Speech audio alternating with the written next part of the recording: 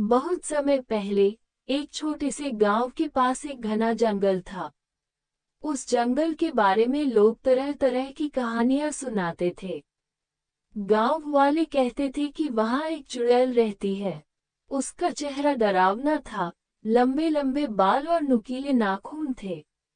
लेकिन सबसे डरावनी बात यह थी कि वह रात को गांव वालों को डराने के लिए जंगल से बाहर आती थी।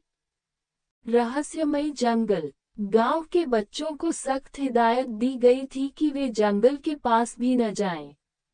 लेकिन बच्चों को हमेशा मना की गई चीजें करने का मन करता है। ऐसे ही तीन दोस्त राजू, मोनू और गीता बहुत साहसी थे। उन्होंने तय किया कि वे जंगल के अंदर जाकर देखेंगे कि वहां वाकई चुड़ैल है या ये सब केवल एक अफवाह है। एक दिन शाम के समय तीनों दोस्त चुपके से जंगल में घुस गए। सूरज ढल रहा था और जंगल धीरे धीरे अंधेरे में डूबने लगा। चारों तरफ पक्षियों की डरावनी आवाजें आ रही थीं। राजू बोला, क्या हमें वापस चलना चाहिए? लेकिन गीता ने कहा, नहीं, हम आए हैं तो चुड़ैल को देखे बिना नहीं जाएंगे। आगे चलते चलते उन्हें एक टूटी फूटी झोपड़ी दिखाई दी। झोपड़ी के पास एक बूढ़ी औरत लकड़ी बीन रही थी। उसके बाल बिखरे हुए थे और आंखें लाल थीं।